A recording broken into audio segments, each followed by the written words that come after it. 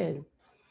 So, hello, welcome back. For all those who have been here before, I am thankful that you are back and you're with us.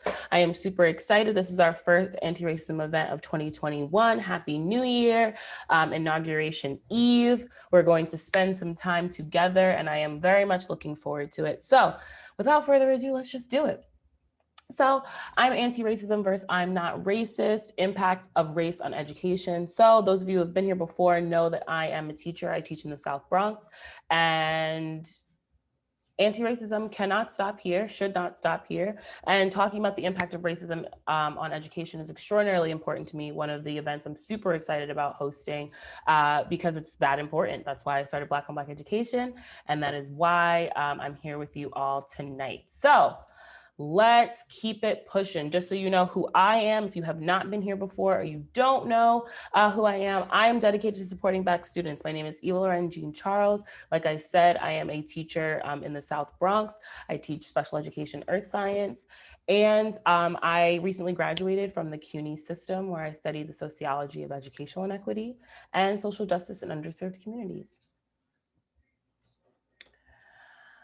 All right, so a few things to note. For those of you who have been here before, you know that we have created a super incredible space of people who are extraordinarily ready to be anti-racist and want to come together to collectively understand what that means, how it impacts our daily lives, and where we want to go in the future. And so this is an active listening space. If I am saying something and you disagree or agree or want to use the chat, I have the chat up and open. I want to hear from you. I don't want it to just be me talking. I will say something about me talking too much throughout the course of this event because I don't like being the one talking too much. And then later on, we have a small group, so we might say in a big group or maybe cut it down the middle. But there's a breakout group session that is going to happen later where we can really engage with one another and not just, again, hear me talk. Moving forward, if you can turn your camera on, most people are, so that's beautiful. We can see each other's faces, feels a whole bunch more human.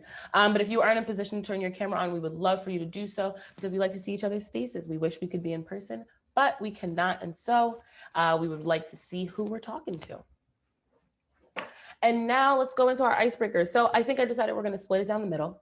We've got our fun 30-second icebreakers that we're going to do. And here are your three options. So if you could read one book over and over again for the rest of your life, what book would it be?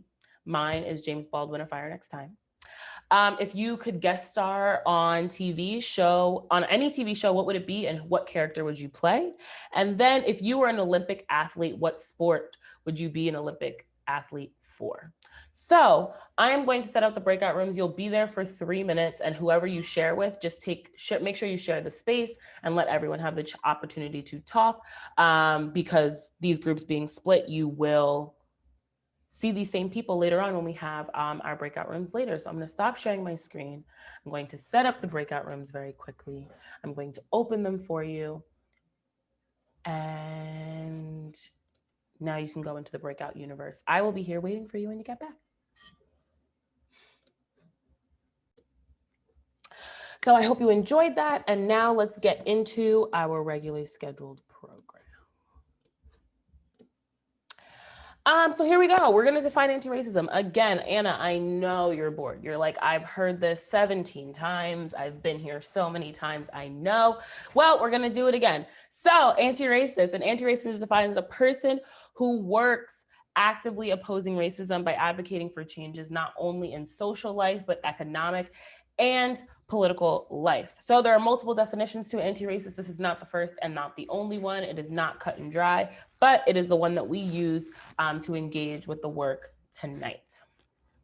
Oh, and we can't skip past what Angela Davis says. In a racist society, there's not enough to be non-racist. We must be anti-racist, which is why you all are here, right? So I'm super excited to be engaging with you.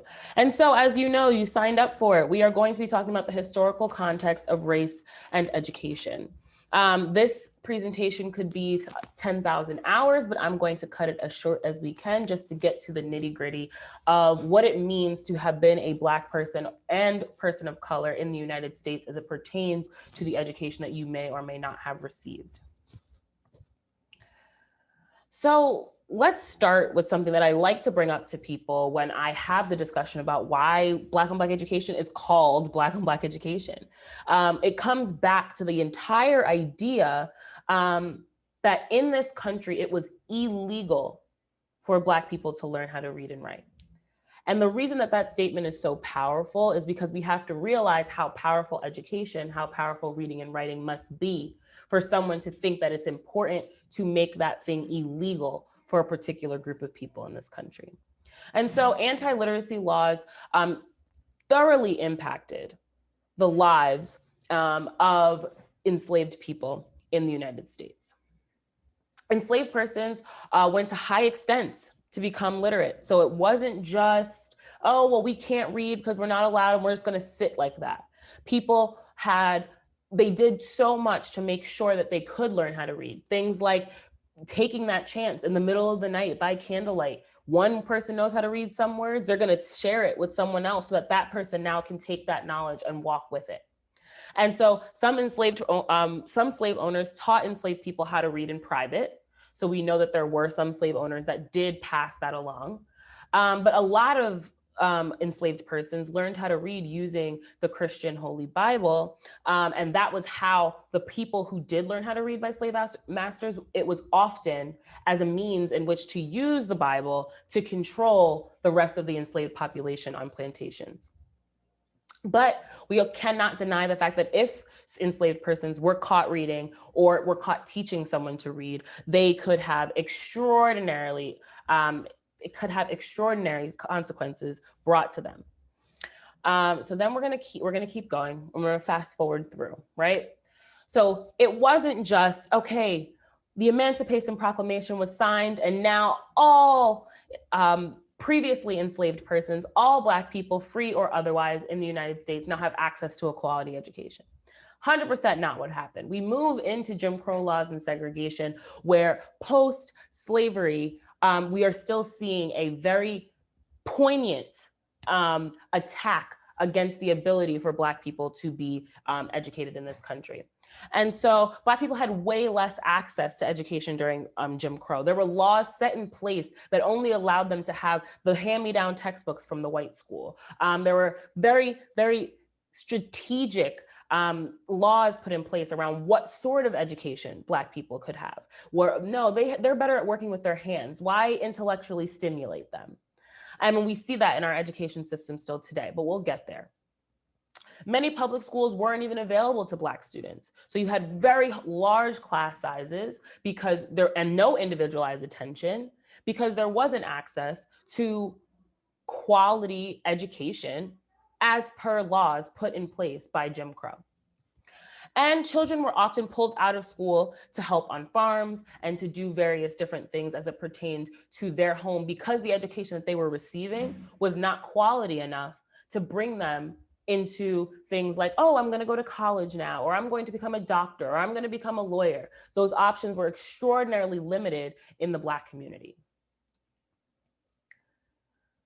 And so we continue to go. Let's talk about the conditions, particularly in schools that Black students were allowed to go to.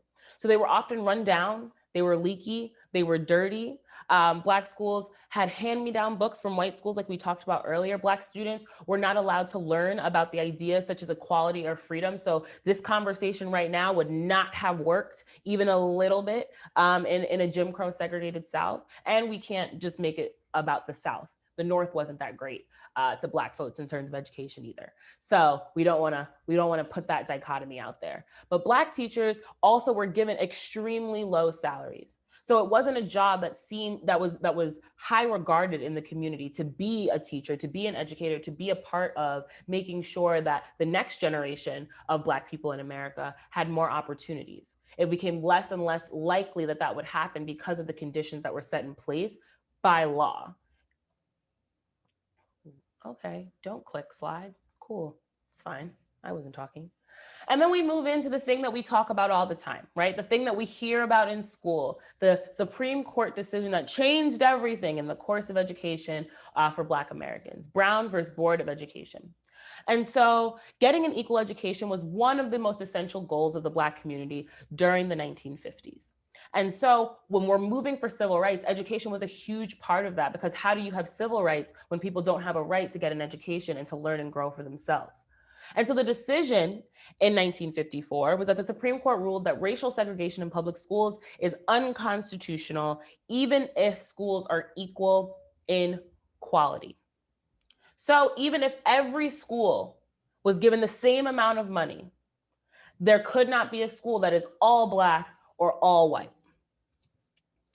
We are now, and to clarify even further, the policy really says, and the language in this Supreme Court decision really says, that the law cannot require that there is racial segregation.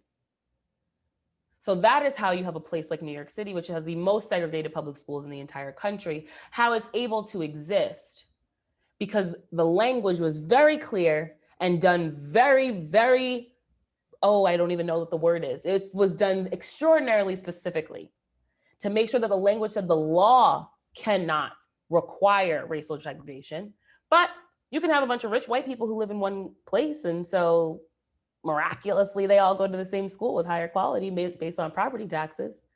But we'll continue to talk about that as we move through.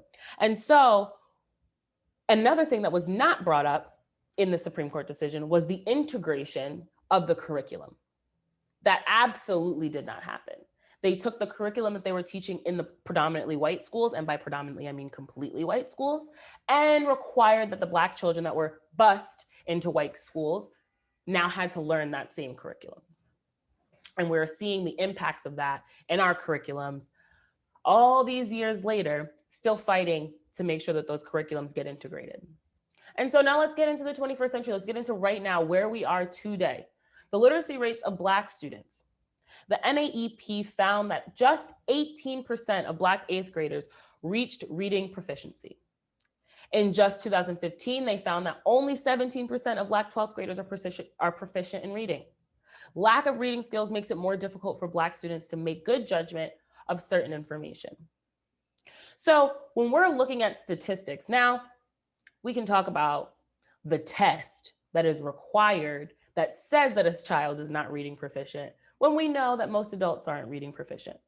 So it's easy to use the statistics to slight and talk about how Black students are just lower on the level, but it could have something to do with testing. It has to do with assessment, quality of schools. There's so many confounding factors, but it's important to understand that we're walking into a world where we have kids that we're not preparing for the things that they need to survive. They might know that Christopher Columbus sailed the ocean blue, but they don't know how to take a text, read and analyze it, and then critically think and move forward into whatever career they decide to go in next.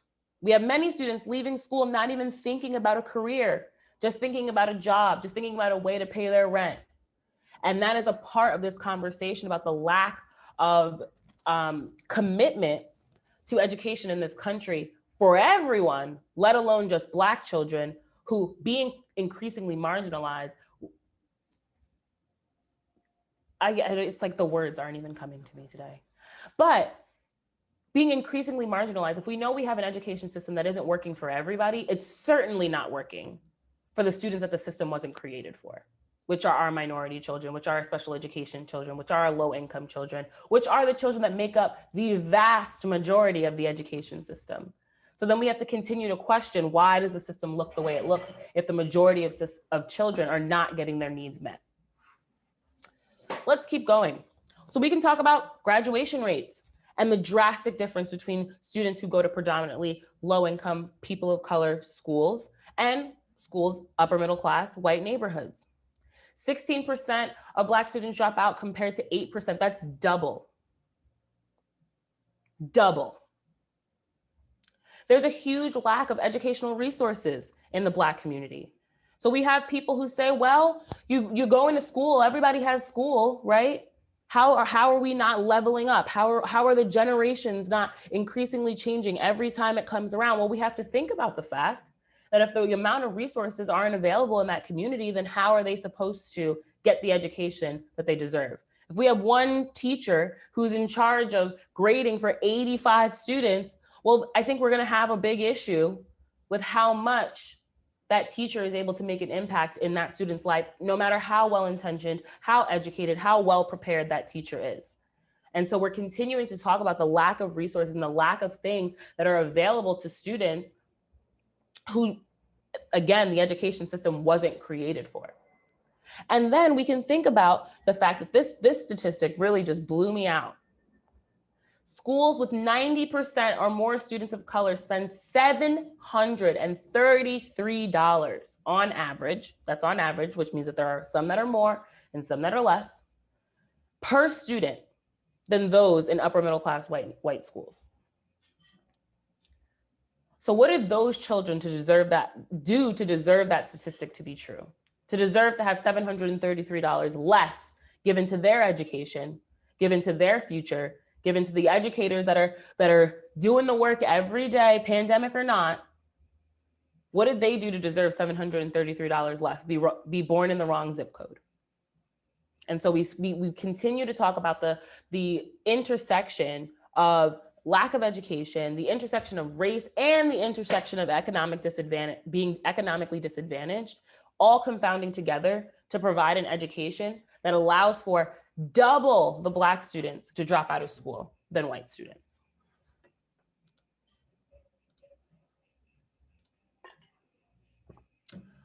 And so that brings us back to the Brown versus Board of Education decision, because some people will say, oh my gosh, this was innovative, it was incredible, it was the best thing to ever happen to ever. But then we have people who disagree with that statement. And it's important to pick apart and think about the nuanced conversation as it pertains to all parts of how we fix this issue of educational inequity. And so we'll talk about the pros. It was the end of legal segregation. So there's no law on the books that says that Black children and white children can no longer go to school together, which is an improvement, absolutely. There's an increase in Black education college attainment. So more students are excelling in their secondary education enough to go to college and then go there and excel. We're seeing the emergence of a Black 1%. We see people like Oprah and Barack Obama who are being extraordinarily high achieving, very much due to the education due to or in spite of the education that they received. And we have an expansion of opportunity for Black students just based off the fact that there was an end to the legal segregation of education in our country. But then we have to think of the cons. And this is the part that we're going to kind of talk through for the rest of the session. So racism is still prominent and it's always changing. The way that racism looked before Brown versus Board of Education looks different now, and same in very similar ways. We have to think about the fact that there was a destabilization of Black institutions. So many Black schools had great history. They had a very deep connection with their students just based off of having a lived experience that was similar to them. So there are a lot of people who talk about being an educator during this time where they were able to connect with the families and the students, and students were getting a very rich education because they were comfortable in the space that was their school, which very much changed for them when they were put into and they were bused into white schools that this is not a space where I feel comfortable. People don't even want me here. And so that it can still be said for a lot of students who go to predominantly white schools, me being one of them, and people who go to predominantly Black and brown schools. There are very few schools in the United States of America that are quote unquote integrated, that are extraordinarily diverse. And a lot of those schools that are extraordinarily diverse, it's by design, not by accident. Because we look at our country and we know that there are very few neighborhoods that are extraordinarily diverse. So we have to continue to think about how being anti-racist means designing anti-racist curriculum, anti-racist schools, anti-racist laws. That is how we get across the hump. We also have to think about the emergence of the school to prison pipeline. So education, school shootings created the zero tolerance policies that we see now. So there was, you bring a weapon to school, zero tolerance, expelled, zero tolerance, you're suspended. Those sort of policies and practices that we see in a lot of schools across this country came out of the emergence of school shootings.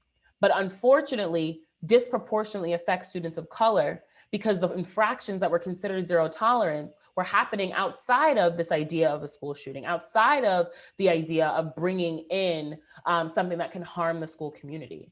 And so those zero tolerance policies need to be replaced with restorative justice ones so that we can continue to move through and make sure that children are getting the education that they deserve and they feel safe in the environment where they go to school. And then the disparities in the school system, they still exist.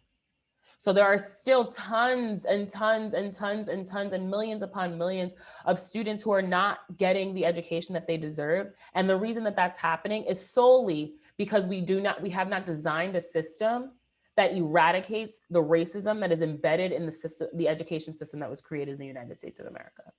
So now we're going to talk about the various different ways that we do that. And that's when we get into our breakout room sessions. So we will break into small groups, the same groups you were in for the icebreaker, and you're going to talk for about 10 minutes. And what you're going to do in those conversations is, one, be super respectful to each other, share your opinion honestly and openly. And if it is something that people don't enjoy, that is fine. I say things that people don't enjoy all the time.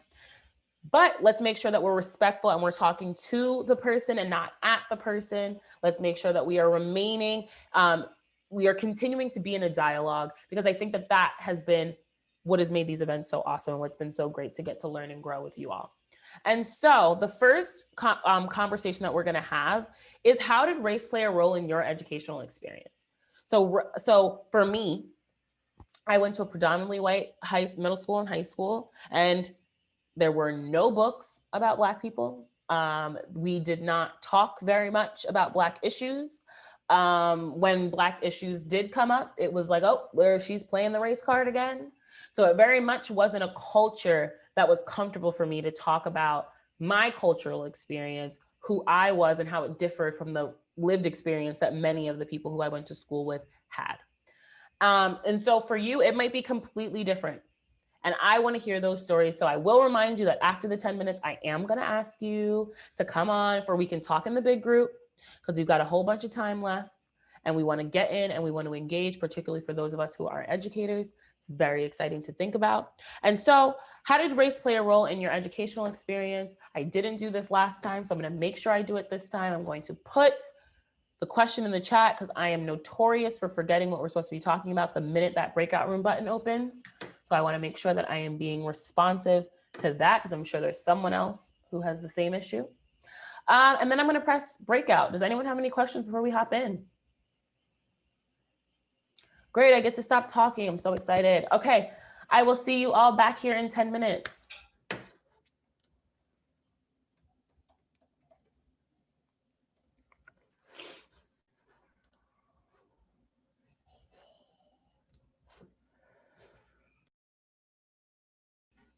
Welcome back. All right, so what do we talk about? What were some of the things that came up for folks?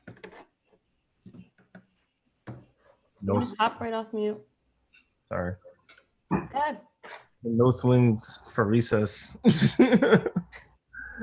No, I was mentioning that from K to 12, what usually would be my recess was a big field of like concrete, so like probably more than 100, not 100 yards, probably like 75 yards of this like long concrete.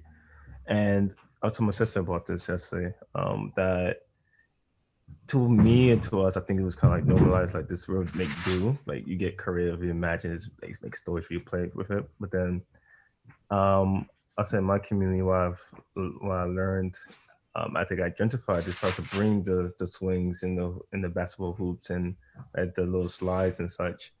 And I mentioned that I was like, a lot of public schools are framed as prisons. Like you will have the windows are locked. And like it didn't make sense to me till I got older. I went to John Jay and then I started to think about this and like, all right, there's so many like visual, physical similarities between prisons, but you would not know that if you didn't grow up in that community to like realize the difference if you go to another private college and how it looks like no private school and looks like a private college, like the green grass and such, or even people who actually mowing your lawns So like what? So it was interesting to mention in that frame because I think we could talk about lack of books and such, but they actually frame it so when you go to prison, you're kind of just accustomed to it. Mm, And think mm, it's like I'm used to this, you know. yeah.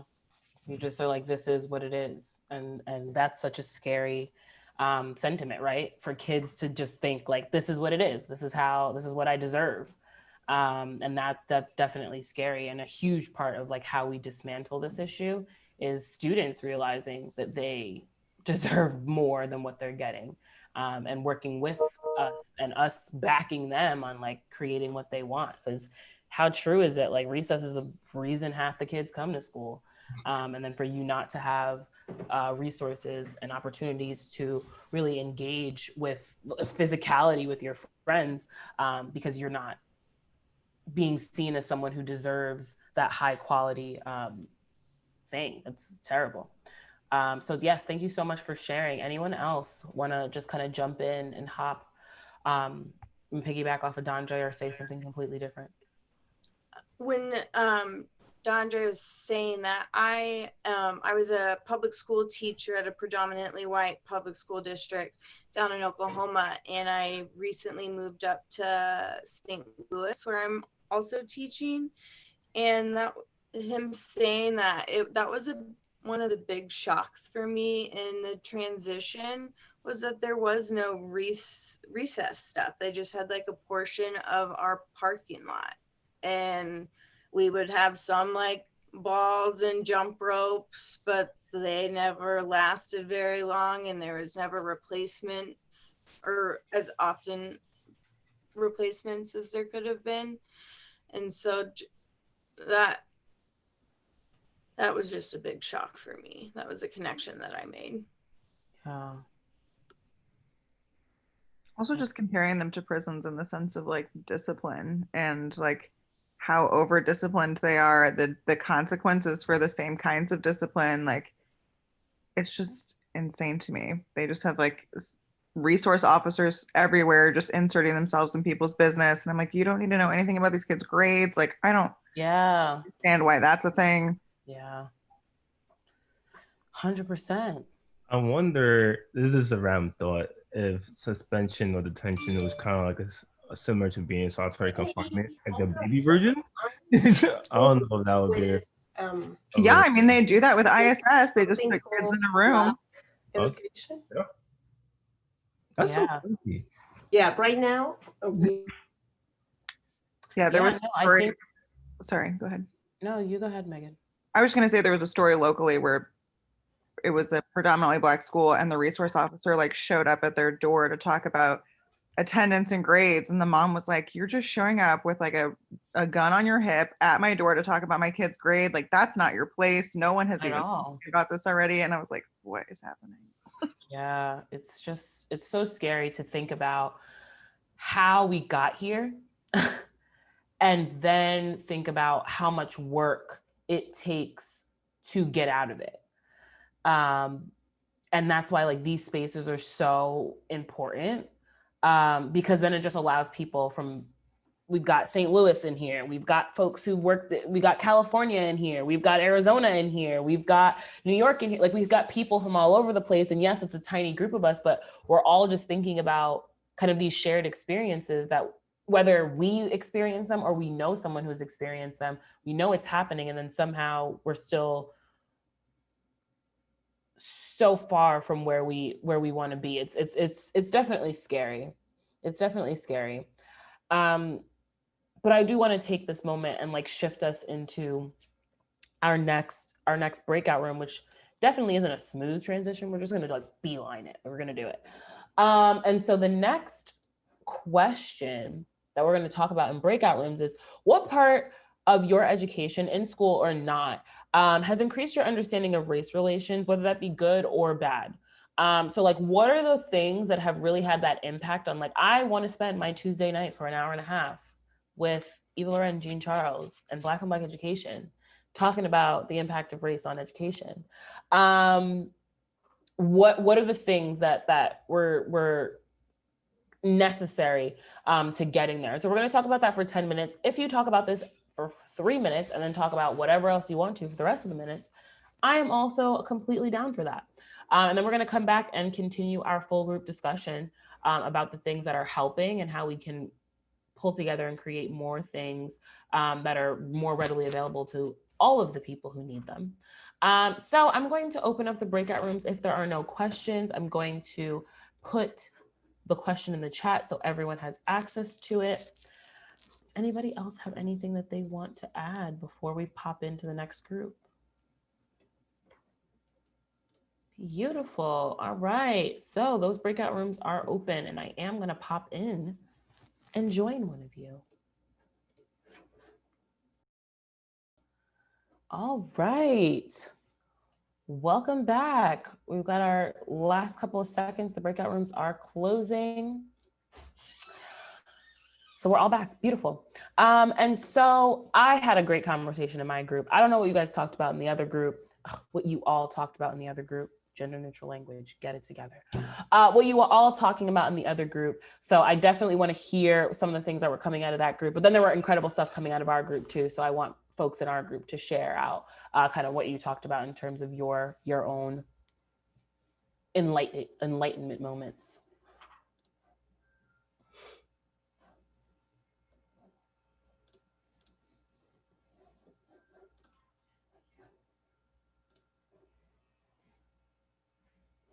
Oh my gosh, don't all come off of mute at once. We won't be able to hear each other.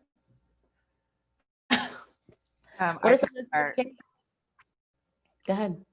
I just shared that I didn't really race never came up when I was growing up. I grew up in Western Kansas in a very small town. Most of my school was white or Latino, and our teachers represented that, but we had like very few people of color aside from that. And we also like had no books. The only Black history we got was slavery. That's it. We learned about like ancient Greece and ancient Rome, no other ancient civilizations, nothing. And so I didn't really start learning or even realizing that I needed to learn about any of this until I started working accidentally in a predominantly Black school. I did not want to go into education. None of this was my plan. And I was working in a special education classroom and then started working for the National Autism Association and just like realizing how many like inequalities and how huge the disparities were between like specifically like Black boys in special education and every other demographic. And it was just like mind blowing to me how much I didn't know and how long I had gone without knowing this. And so then I told my group that it was just a deep dive for the last 7 years of me just like getting my mind blown literally every single day by like, holy shit, this is awful and crazy. Thank you. Thank you so much for sharing. It's super helpful to hear those stories. Abby, thank you for joining us. It is never too late. And so we're just chatting about kind of what the moments were in our own lives where race relations became important, where in our education did we receive that, whether it was inside of school or not. Megan, thank you so much for sharing that, because I think it's important. Like I wrote down what you said, learning or realizing you need to learn. Those are two really incredible moments that happen for people. So like the actual learning happens after you realize that you have to learn something or that you have to change something. And I think that's that critical point that we have to start getting at with people in this work. It's getting to that, how do we get them to realize that they want to learn? Because I think that once you realize that, you start to see the content and you're like, oh, so it was me. It was me. It was me for sure. Got it. I didn't know what I was talking about, or I didn't know what I was doing. I missed all of that. Anyone else want to share something that came up?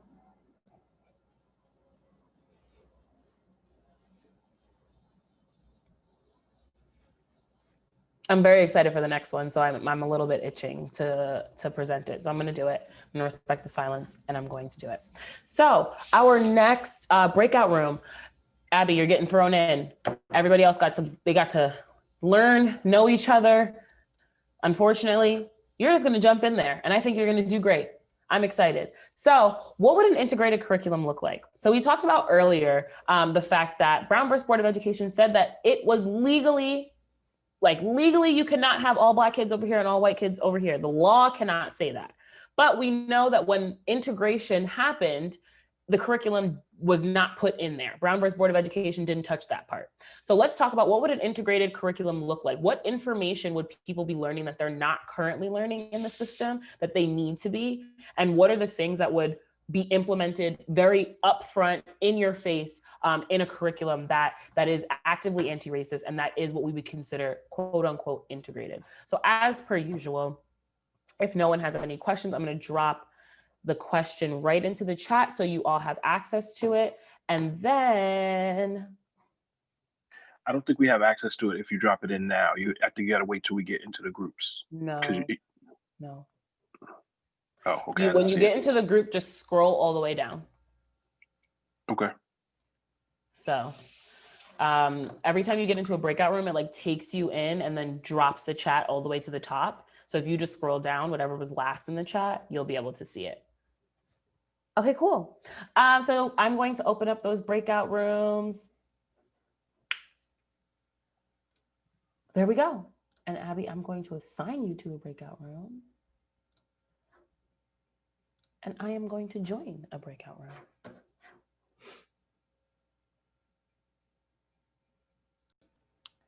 Welcome back. I see smiles. I'm always happy to see smiles when we come back from a breakout room. I had a really awesome conversation in the group that I went into. So I'm excited for this 5-ish minutes of full group talk. But what came up for me from that conversation, I'll start off with sharing out, is this idea of, so like my degree, my college degree was from an interdisciplinary studies program. So I understand the impact of being able to put thoughts and ideas from various different disciplines like sociology, and then also psychology, and then also criminology, and then be able to bring those things together to have a really in-depth and nuanced conversation about a particular topic. And I think that that's super important in all ages of school. And so we talked about that as an access point to an integrated curriculum, looking at things from a different lens. And so if science wasn't science, if we didn't have science class, but we had a class that was about, I don't know, tell me something. Science class that makes sense. Like just having a science class that connects what agriculture and race as it pertains to the Southwest and Cesar Chavez, and like, so like thinking about ways that you can cross connect various different disciplines that are usually taught in separate and pulled apart as polarized ideas, and pull those things together so that when you have the kids who super are into science and like how things work, they'll be locked in because they want to understand of like the science behind whatever it is that we're talking about. And the kids who are like history buffs like me, who like just wanted to rush to history class and like actually leave after that, I get the history part, and like it's just like getting that spoonful of sugar to make the medicine go down. The kids are able to figure out what that thing is that they enjoy and then use that as an access point to everything else. But when you cut everything out and make it seem like it has to be science is this, it's different from history, it's different from humanities, it's different from English, kids, it's harder to integrate a curriculum that truly is anti-racist and is cross-connecting between these various different themes and ideas. They're also so terrible with writing standards that totally cut out all of the meaningful parts of that type of education. Like when it's comprehensive like that, you have so many things that you're learning, as opposed to like mitochondria is the powerhouse of the cell. I don't care. Like that has never been important to me in my entire adult life, but like that's the only thing I learned in school in 6th grade. Like, yeah. But if they taught it in the way that Abby talked about, in the way that we're discussing here, in terms of, you know, a much more integrated fashion, individual children would decide. Somebody may decide that the mitochondria part, that's fascinating to them. And they would go, and if they were working on projects together, there'd be one person moving in this direction, one person moving in that direction, all coming back to figure out how to, I don't even know about mitochondria. So, but it's they want to learn how to go to the moon. And so, you know, who are all of the people who were one, you know, Copernicus and all of the various different people who focused on this. So now you're doing history and you're doing science, because they don't want to do science for the sake of science. So yeah, as we said, You could do it like a lot of work to do. what mitochondria, which is the powerhouse, right, of a cell. What is the mitochondria of the government? Or what is Woo! We are building curriculums right here. Hold on, write it down. We are building the curriculum, and they're not listening to us for some reason. I'm a little confused. right? I'm I just also- like, yeah. Like growing up, they always tell us like the things that you don't talk about is like finances, religion. Like these are the things that are impolite to talk about with other people. Yeah, I'm like, this is what we need. this is what Now we we're all need, just right? idiots that don't know how to talk about things. Politics, and then we have kids, and they're like, "Why don't people vote? Like, why don't they do?" Because they don't know what they're voting for. Like, because that's why. Like, they don't. You didn't teach them civics, so they don't know. Like, that's why people don't vote. And so I loved, like Megan, we talked about earlier, the intentionality behind so many of the policies and practices that we're seeing now in our education system. But I think in the last 10 minutes, something that I wanted to land and drive home is that education does not just happen in the classroom. Kids are learning every second of every day, all of the time. And so it's super important to think about school being a setting that allows them to debrief and recognize all of the learning that they're doing just by existing. When you sit on TikTok for 5 hours, you learn something. Is it educational? Is it school related? Probably not. But you learned a bunch of things. You learned who's pretty. You learned who's not considered pretty. You learned who's funny. You learned what's not considered funny. You learn how you can behave in certain settings and how you can't behave in certain settings. And if there is, and then you learn, or you don't learn, that like people on the internet lie to you and they're not honest. And where in the classroom are we teaching kids how to discern those things? So we've completely gotten off the topic of race. Why? Because education is so huge and so vast, but it's also extraordinarily important that like we cross connect, just like Abby so eloquently and beautifully brought into our conversation. Cross connecting, being interdisciplinary allows us to take the information that students are living and breathing every single day and connect it to how they become successful in the future. And teaching them a squared plus b squared equals c squared is unfortunately not doing that. So we have work to do. We have so much work to do. But I'm so thankful for each and every one of you because we are winding down. We only have, and I quote, 8 minutes left. So let's get through the rest of this. So I'm going to start with, does anyone have questions? Like I always say, I am not the ambassador for all Black people, so I can't answer certain things as if I am, but I can answer the way that I would. So if anyone has any questions, please either put them in the chat or come right off mute and ask me anything for the next 2-ish minutes. Anything come up for folks? Questions that were still out there? Anything that we still want to know?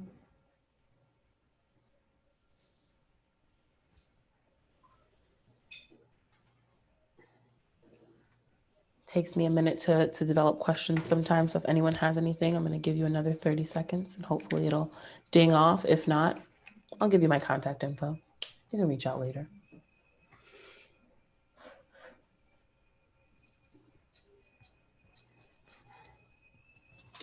All right. I'm gonna respect the silence. We don't have any questions. We got into a lot. All right, so in the chat is gonna come a post-event survey. So we really just want to know, how did you enjoy this event? Did you enjoy this event? Do you wanna come back? All of those sorts of things. So we wanna give you the opportunity to please take a few seconds. Oh wait, was there something in the chat that I missed? Oh no, it's just the link. So post-event survey, I wanna make sure that if anything that comes up for you, if questions come later, please pop those in that survey. Thrive off feedback. I want to make these as great as possible. And so please let me know how I'm doing. And next, thank you for all of you who already donated to us. You guys are so incredible and we're so, so thankful. If you want to, if you're in a position to, we would love for you to donate to Black on Black Education. It helps keep these events going, keep these things live. And so please, we would 100% appreciate that. if it was something that you could do in this moment. So a link for that will be coming in the chat. I already see Anna rocking her shirt, looking fly. Yes, Anna, in her Black on Black Education t-shirt. So anybody else who wants to look as fly as Anna does, you could head to the link that's going to pop into the chat in a second to purchase a Black on Black Education t-shirt. And here's my contact information. My name is Eva. You can reach me at eva@blackonblackeducation.com. I'm available for questions, comments, concerns. Why haven't you done an event on X, Y, and Z? What's going on in this? How do you feel about that? Please shoot those to my email or our Instagram or Twitter at blackonblacked. And then for all the educators in the house who are super excited about literally doing the things that we just talked about this entire session, the Black on Black Education Conference has been announced. So that was our first announcement of 2021. Black on Black Education will be hosting a virtual summit February 23rd through 27th.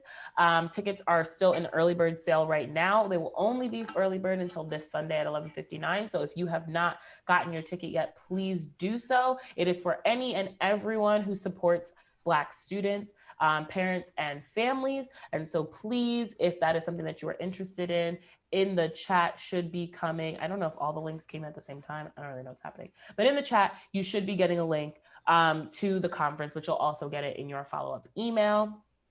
Our next event. Oh, what'd you say? Will you send that on an email, the links? The links to everything will be in the email afterward. Absolutely. Okay, perfect. Yeah. Yep, no problem. And our next event, we went and got super organized and like already decided what we're going to do next month. So next month, we're talking Black History Month. It might just seem like, oh, well, it's Black History Month. Like we all know that February, shortest month, it's Black History Month. But we're going to get into the nitty gritty. There are Black people who don't think that we should have a Black History Month because it should be so integrated into what we talk about all the time that why should we have our own month? Why should we have a selected month?